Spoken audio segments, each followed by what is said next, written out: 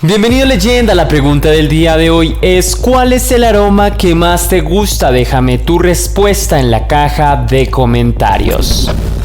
Hay asesinos en la historia que con el pasar de los años se vuelven mediáticos por la magnitud de los crímenes que cometieron a lo largo de su vida, pero es bastante inusual encontrarse con criminales que antes incluso de perpetrar sus asesinatos más reconocidos hubieran alcanzado un nivel de fama considerable. Si bien es cierto que la mayoría de estos sujetos suelen tener personalidades perturbadoras y parecen salidos de los relatos más siniestros de un cuento de terror, no todos son así. Hay asesinos que gracias a su atractivo físico y a su carisma desarrollan capacidades prominentes de manipulación y logran adeptos y admiradores a donde quiera que van. Incluso en ocasiones su prontuario de crímenes los precede y les da fama, cual si fueran una especie de antigalán. El día de hoy hablaremos de uno de estos homicidas que se aprovechaba de su carisma para engañar y asesinar a sus víctimas. Un sujeto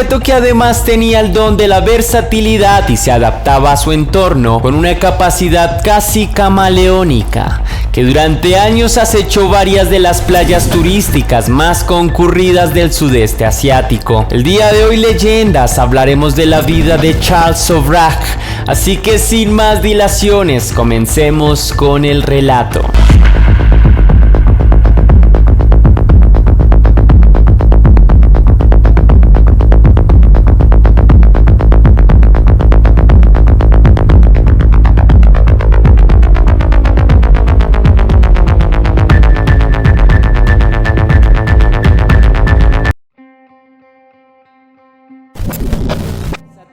Charles rompía con todas las leyes que existían, contrabandeaba, traficaba con sustancias y robaba todo al que se le atravesara. Todo esto en compañía de su mujer.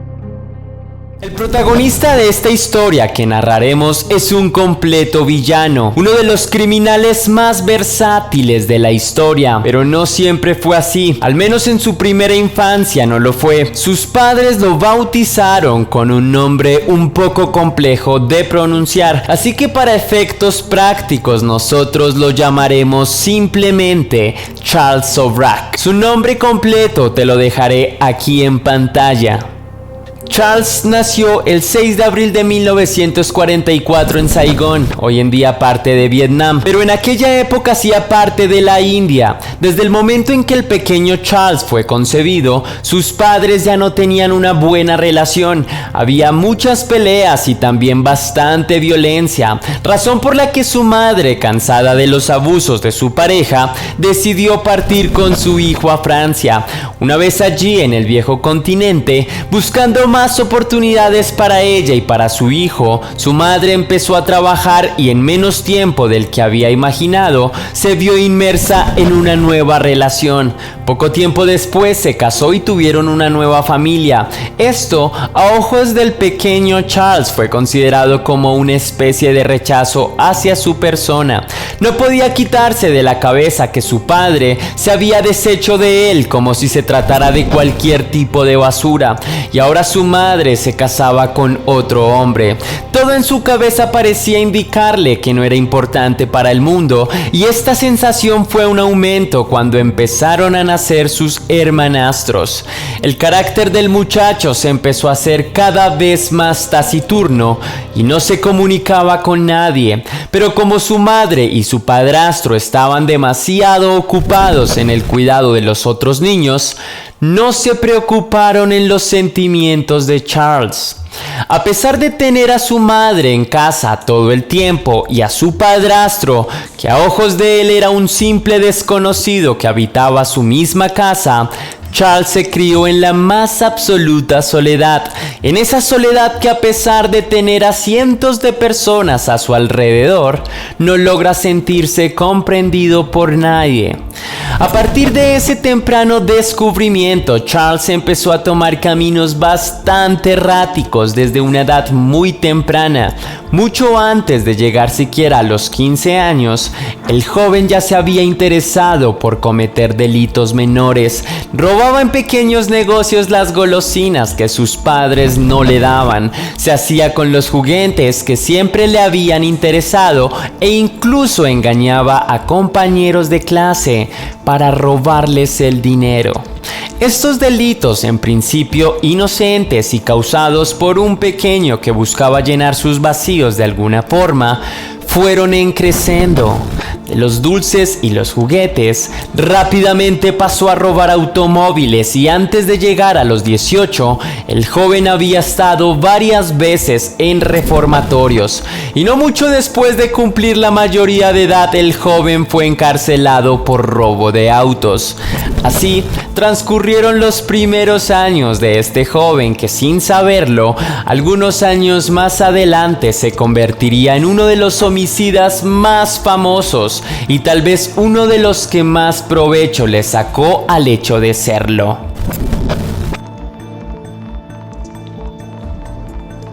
Lejos de lo que podría creerse, para Charles la prisión no fue ni por asomo una experiencia traumática.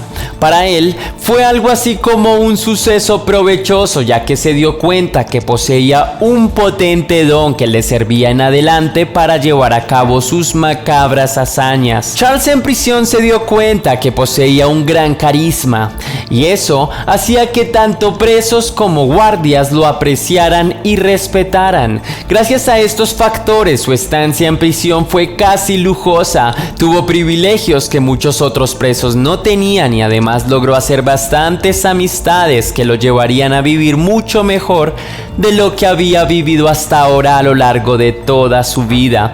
Cuando salió de prisión luego de algunos meses, en la calle no lo esperaba su familia, lo esperaban todas las amistades que había hecho en prisión, con tan buena suerte que muchos de ellos eran personas privilegiadas y con mucho dinero e incluso que tenían relación con ciertas esferas de poder en Francia. Gracias a su atractivo y a estas amistades, empezó a tener mucho éxito con las mujeres y frecuentaba bares y fiestas lujosas.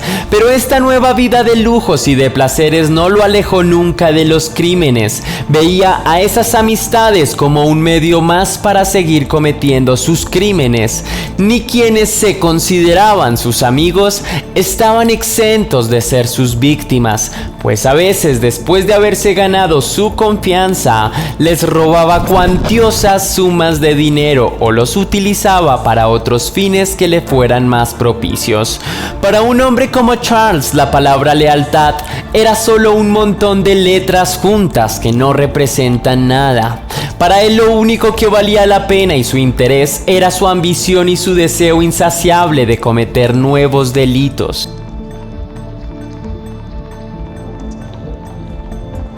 En una de las tantas fiestas a la que asistió Charles, conoció a la única mujer que consideró distinta de todas las otras con las que se había topado a lo largo de su vida. Chantal Campagnan era una mujer bellísima, de una familia muy acomodada económicamente que le brindaba todas las facilidades.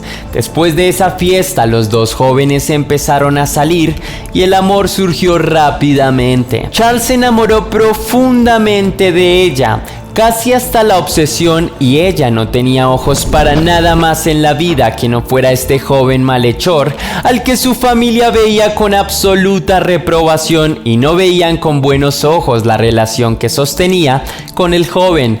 Pese a ello, Chantal tomó la decisión de casarse con Charles. Sin embargo, pocos días antes de su boda, Charles es arrestado por todos los crímenes que había cometido y por el robo de un auto. Su nueva estancia en la cárcel tampoco supuso para Charles una experiencia traumática.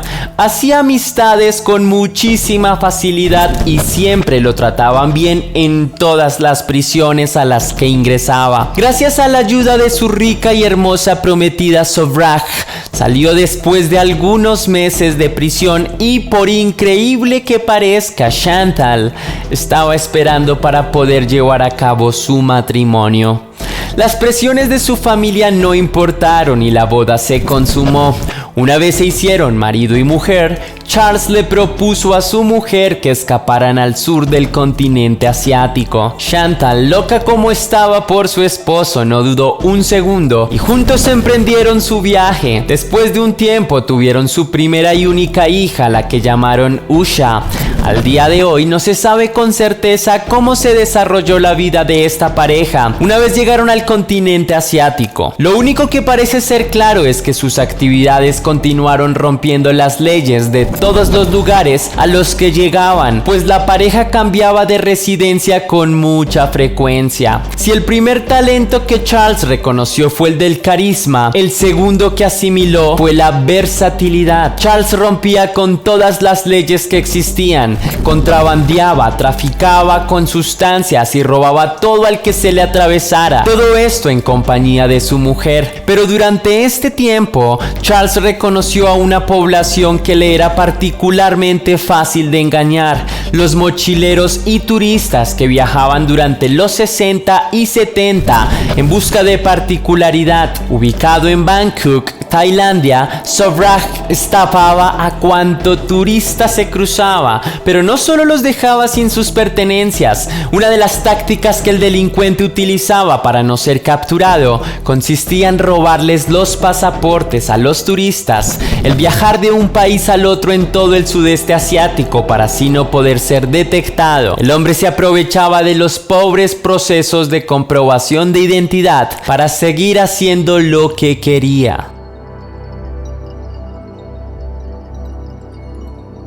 Durante los años 70 cayó preso en una ocasión en la India, pero no duró mucho tiempo en prisión, ya que fingiendo un dolor abdominal logró escapar. Mientras tanto, Chantal sentía cada vez que el hombre con el que se había casado era todo menos lo que ella había esperado. Charles era un compulsivo, sus crímenes no se detenían nunca, así que cuando meses después el hombre volvió a ser arrestado, decidió volver a Francia junto con su hija, pero en esta oportunidad tampoco pasó demasiado tiempo en prisión. La misma técnica, esta vez en Kabul, Afganistán, le sirvió para escapar. A partir del año 1975, Charles adoptó un nuevo nombre, Alain Gauthier.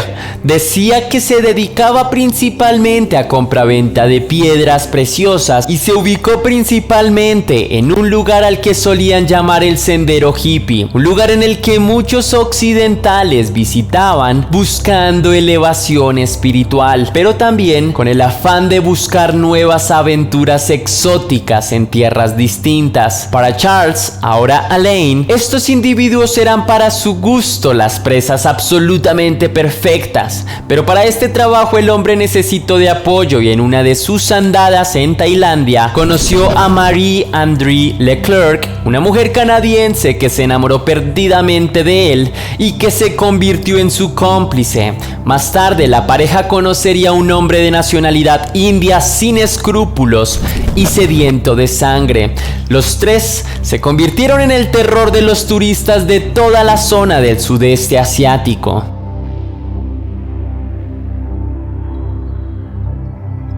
No se sabe tampoco con exactitud en qué momento los asesinatos comenzaron. Se conoce la manera en la que el grupo operaba. Charles y Marie hablaban varios idiomas y gracias a su físico pasaban como amables hogareños que se habían trasladado a la región hacía algunos años.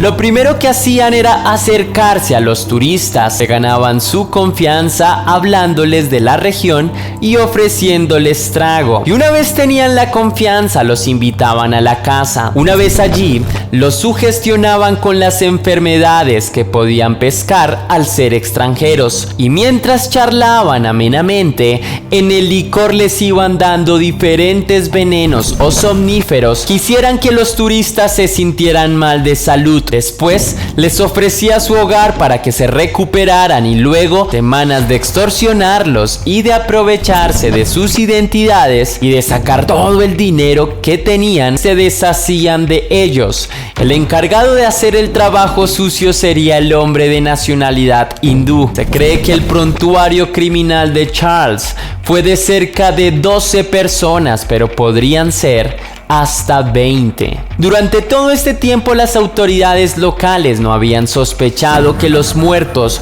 pudieran ser producto de asesinatos.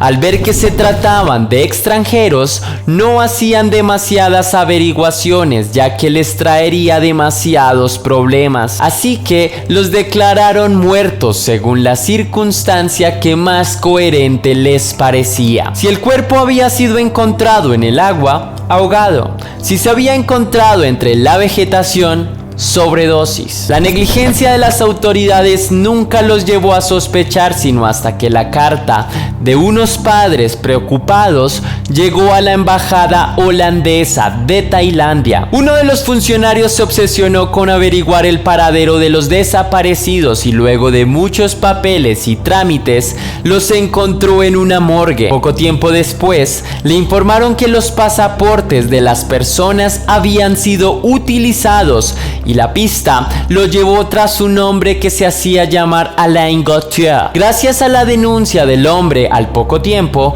Charles fue puesto bajo prisión en la India y mientras tanto en Tailandia le esperaban para poder condenarlo a cadena perpetua. Pero Charles fue más inteligente. Faltando un mes para salir de prisión, escapó de la cárcel, se fue de fiesta y se dejó atrapar nuevamente. Así le dieron 10 años más de prisión en la India y por vencimiento de términos en Tailandia no pudieron ponerlo tras las rejas. Charles Sobhraj regresó a Francia y muchos ya conocían todas sus aventuras, incluso antes de sus últimas hazañas. Era una especie de famoso del crimen al que algunos admiraban y otros repudiaban. Aparecía en la televisión y daba entrevistas. Muchas personas querían escribir acerca de su vida y él se lucraba de toda su vida criminal y de cómo había salido impune. En 2013, por propio ego, viajó a Nepal. En ese país una persona lo reconoció como el responsable de varios crímenes que se habían cometido al menos hacía 30 años y lo denunció ante las autoridades. Al poco tiempo fue capturado y juzgado. El resultado: cadena perpetua. Hoy en día Charles pasa sus días en una cárcel de Nepal, aunque con ciertos lujos gracias a todo el dinero que ha hecho con su fama de criminal. Hasta aquí va el video de hoy, leyenda. Espero que hayas disfrutado el caso tanto como yo. Te invito a que me dejes tus impresiones en la caja de comentarios y como siempre, recuerda que te habló tu amigo Tesla y que las dudas te acompañen.